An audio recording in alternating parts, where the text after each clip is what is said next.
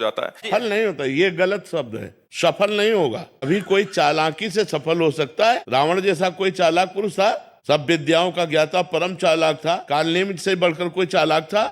पूरी संजीवनी बूटी जैसी ही द्रोणागिरी में हर औषधि को कर दिया और साधु बनकर बैठ गया। हनुमान जी ने मार डाला, राम जी ने रावण को मार डाला, रहा न को कुल रोवन यारा। चालाक पुरुष सफल कैसे हो सकता? नहीं, सीधा सरल पुरुष कष्ट पा सकता है, पर सफल सीधा सरल सच्चाई पर चलने वाला हो। जैसे धर्मराज युधिष्ठिर बिल्कुल सीधे थे, यहां तक इतने सीधे थे कि युद्ध क्षेत्र में कल कौन सी रणनीति है वो जाके दुर्योधन सीधे पूछ लेता था। भ्राताश्री कल कौन सा चक्रव्यूह रचना है वो बता देते थे। इसीलिए भगवान दो बैठक करते थे, एक युधिष्ठिर के साथ और एक युधिष्ठिर से अलग। युधिष्ठिर के साथ जो बैठक की वो चक्रव्यूह रचना ही नहीं होगी, क्योंकि वो दुर्योधन को पता हो। इतने सरल थे कि वो आके पूछ लेते, वो पूरी बात बता देते थे। तो आप देखो विनाश किसका हुआ? चतुर चालाक, जिसके साथ शकुनी, दुशासन, कर्ण, दुर्योधन के साथ इतने चालाक, चालाकी की हद थे ये लोग। तो क्या ये लोग सफल हुए?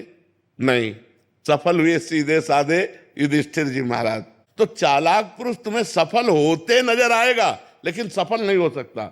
सीधा साधा पुरुष तुम्हें दुख भोगते नजर आएगा, लेकिन वो दुख भोगेगा नहीं, आगे चलकर वही विजय को प्राप्त होगा।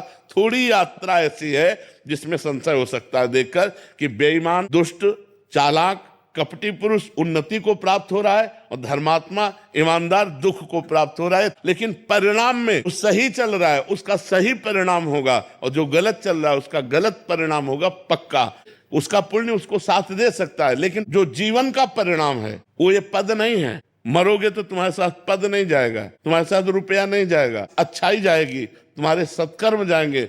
और ये पक्की बात समझ लो, तब आपके आचरणों का, और भगवान ऐसी बुद्धि भ्रष्ट कर देते हैं कि खुला आचरण उसकी गंदगी सामने आ जाती है। आदमी की इज्जत चली गई तो किस योग रह गया? तो ये पक्का समझ लो, अच्छा पुरुष और धर्मात्मा पुरुष दुखी हो सकता है लेकिन हार नहीं सकता।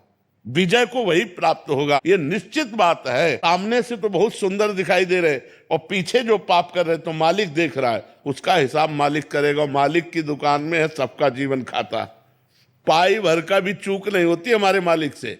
एक एक बात का हिसाब होता है। अगर हमने अंगुली भी उठाई है तो उसका भी हिसाब है कि क्यों उठाई और कैसे उठाई।